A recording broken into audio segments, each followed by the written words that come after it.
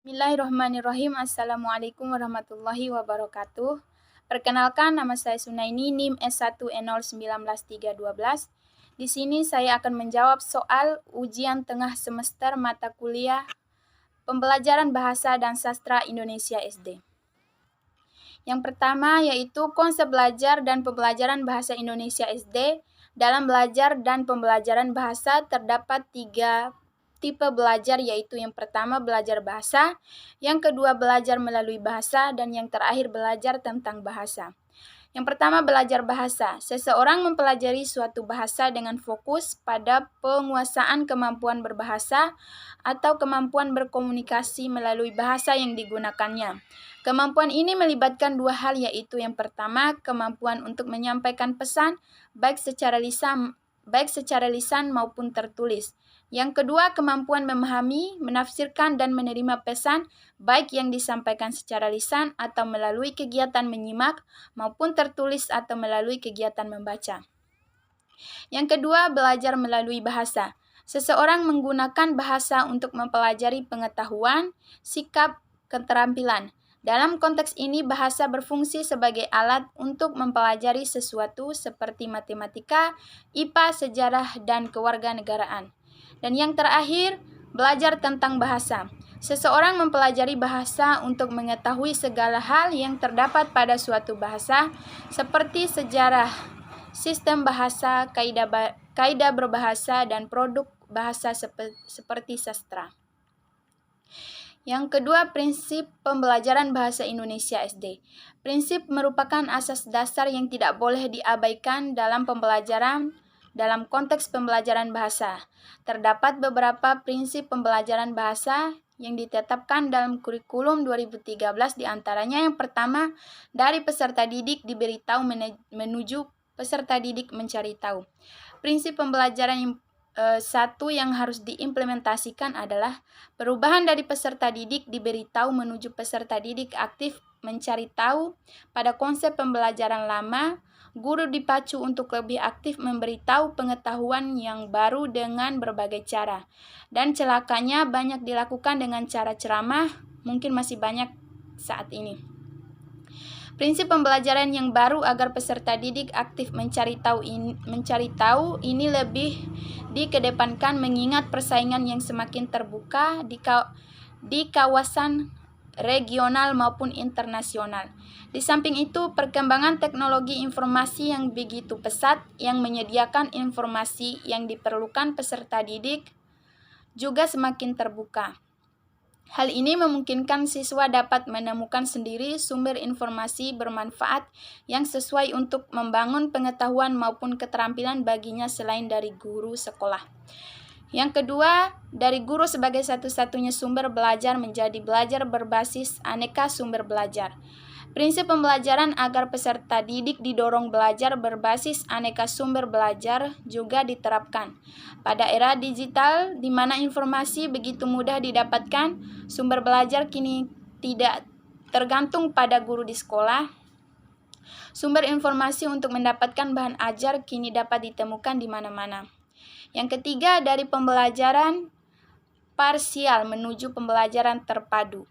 Prinsip pembelajaran menggunakan metode ilmiah bermaksud agar siswa terbentuk pengetahuan dan keterampilannya sebagai seorang yang terbiasa bekerja dan bertindak dengan didasari ilmu pengetahuan dan teknologi yang logis dan realistis.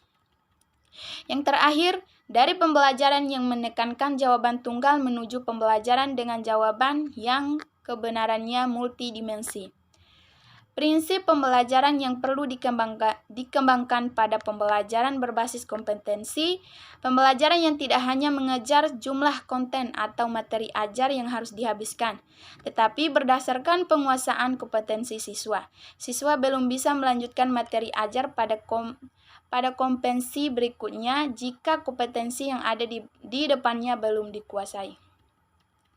Pertanyaan yang ketiga, pendekatan metode dan strategi pembelajaran bahasa Indonesia SD. Salah satu pendekatan pembelajaran bahasa yaitu pendekatan kontekstual, di mana guru diharapkan dapat mengajak siswa belajar sesuai konteks pembelajaran, diarahkan untuk mengaitkan materi pembelajaran guna memecahkan masalah dalam kehidupan sehari-hari. Dalam pendekatan kontekstual terdapat beberapa komponen. Jelaskan beberapa komponen pendekatan kontekstual dalam pembelajaran bahasa Indonesia berikut. Yang pertama, menemukan atau inquiry. Apa makna komponen ini?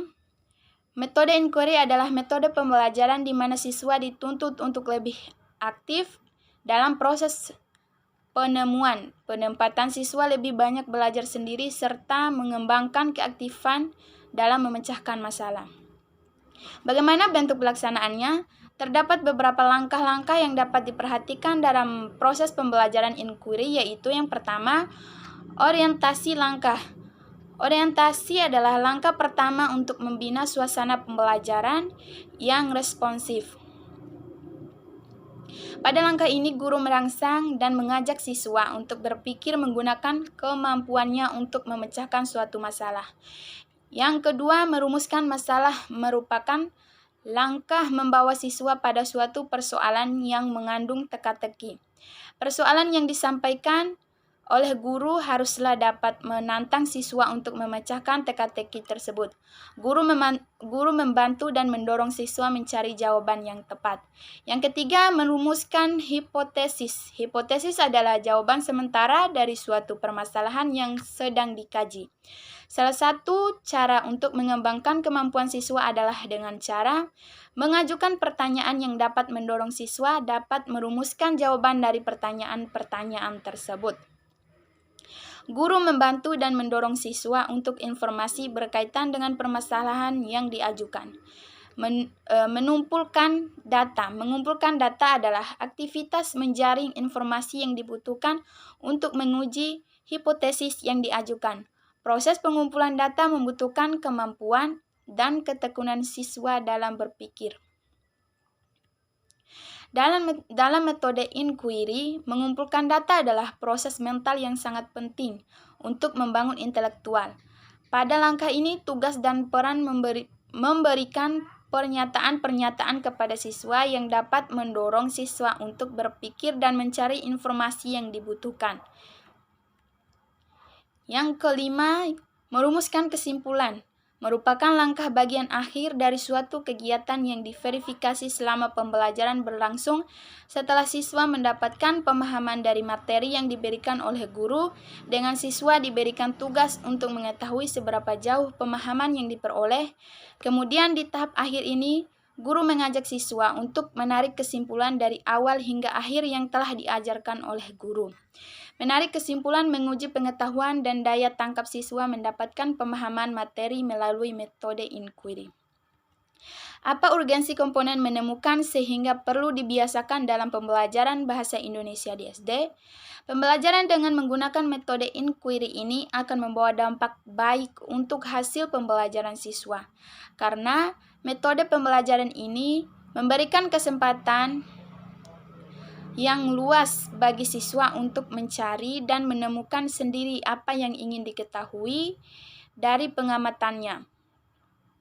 Selain itu, pembelajaran dengan metode inquiry mampu meningkatkan intelektual siswa karena mereka dapat mencari dan menemukan sendiri konsep-konsep ilmu pengetahuan yang mereka butuhkan. Melalui metode ini, siswa belajar bukan dengan cara mengingat dan menghafalkan materi yang telah diterangkan oleh guru, melainkan hasil dari mencari dan menemukan sehingga apa mereka peroleh lebih mudah ternanam dalam pikiran mereka. Yang kedua, pemodelan atau modeling. Apa makna komponen ini? Metode pemodelan dapat diartikan sebagai upaya pemberian model atau contoh yang berhubungan dengan materi aktivitas pembelajaran yang dilakukan siswa. Bagaimana bentuk pelaksanaannya? Penggunaan metode pemodelan oleh guru dilaksanakan dengan mengikuti langkah-langkah sebagai berikut. Yang pertama, guru atau model memberi contoh di depan siswa sesuai dengan skenario yang telah disiapkan. Yang kedua, guru menjelaskan struktur langkah-langkah kegiatan yang telah diamati oleh peserta didik. Yang ketiga, setelah latihan, siswa dievaluasi satu persatu untuk mempraktekkannya di depan teman-temannya. Dan yang terakhir, guru dan siswa memberikan penghargaan atau hasil unjuk kerja siswa secara individu. Apa urgensi komponen pemodelan sehingga perlu dilaksanakan dalam pembelajaran bahasa Indonesia di SD? Dengan melalui metode pemodelan, siswa dapat memperhatikan serta mempraktekkan sendiri apa yang telah dicontohkan atau apa yang telah dilihatnya.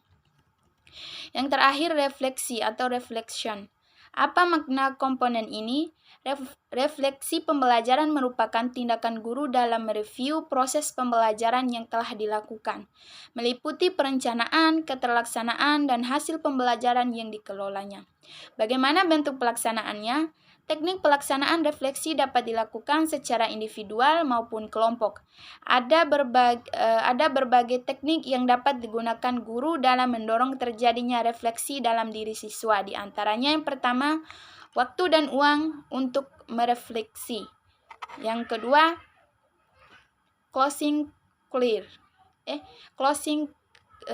curves. Yang ketiga, kartu indeks. Yang keempat, menulis jurnal. Yang kelima, menulis surat. Sedangkan tahap pembelajaran terbagi menjadi 4 tahap, yaitu pendahuluan meliputi persepsi, mengaitkan pengetahuan awal siswa dengan pelajaran, dan menyampaikan tujuan pembelajaran. Yang kedua, diskusi meliputi diskusi kelompok dan presentasi kelompok dalam diskusi kelas. Yang ketiga, refleksi meliputi analisis, pelaksanaan, dan evaluasi. Dan yang terakhir, penutup meliputi konfirmasi dan penarikan kesimpulan. Apa urgensi komponen refleksi sehingga perlu dilaksanakan dalam pembelajaran bahasa Indonesia di SD? Strategi refleksi ini merupakan salah satu hal yang sangat penting bagi seorang guru dalam proses pembelajaran. Refleksi bertujuan memberikan deskripsi atau gambaran secara menyeluruh mengenai apa yang telah dipelajari oleh peserta didik. Pertanyaan yang ketiga yaitu IPK dan tujuan pembelajaran. Dalam perancangan pembelajaran, indikator pencapaian kompetensi dan tujuan pembelajaran merupakan komponen penting. Keduanya merupakan bentuk perincian dari kompetensi dasar sebagai tujuan utama pembelajaran setiap jenjang kelas di SD. Jawablah pertanyaan berikut guna memetakan pemahaman Anda terkait IPK tujuan pembelajaran. Yang pertama, dalam tabel kata kerja operasional, kelompok mana yang termasuk low order thinking skill atau LOTS dan high order thinking skill? C1, C2, C3 itu adalah LOTS, dan C4, C5, dan C6 itu adalah HOTS. Dalam penulisan tujuan pembelajaran yang baik terdapat komponen A, B, C, dan D. Jelaskan setiap komponen tersebut sesuai pemahaman Anda beserta dalam merumuskan tujuan pembelajaran diusahakan harus memuat 4 hal yang biasa dikenal dengan singkatan A, B, C, D. A adalah audiens adalah siswa. B, behavior adalah kemampuan yang akan dicapai setelah mengikuti pembelajaran. C, condition yaitu aktivitas yang akan dilakukan dalam pembelajaran. D, degree yaitu tingkatan atau perilaku yang diharapkan. Contohnya, dengan mengamati gambar, condition, siswa, audiens, mampu menjelaskannya kembali behavior dengan tepat, degree. Perhatikan beberapa tujuan pembelajaran berikut. Melalui pemutaran video pembelajaran, siswa dapat membacakan puisi karya pribadi. Menurut saya, contoh tujuan pembelajaran yang pertama ini tidak tepat karena tidak ada degree-nya atau tingkatan atau perilaku yang diharapkan. Seharusnya, melalui pemutaran video pembelajaran, siswa dapat membacakan puisi karya pribadi dengan baik. Yang kedua, siswa dapat membuat puisi karya pribadi. Dalam contoh tujuan pembelajaran kedua ini tidak tepat karena tidak tersedia condition dan degree. Seharusnya dengan mendengarkan penjelasan guru, siswa dapat membuat puisi karya pribadi dengan tepat. Mungkin ini saja jawaban dari saya. Lebih dan kurangnya saya mohon maaf. Wabillahi taufiq wal hidayah. Wassalamualaikum warahmatullahi wabarakatuh.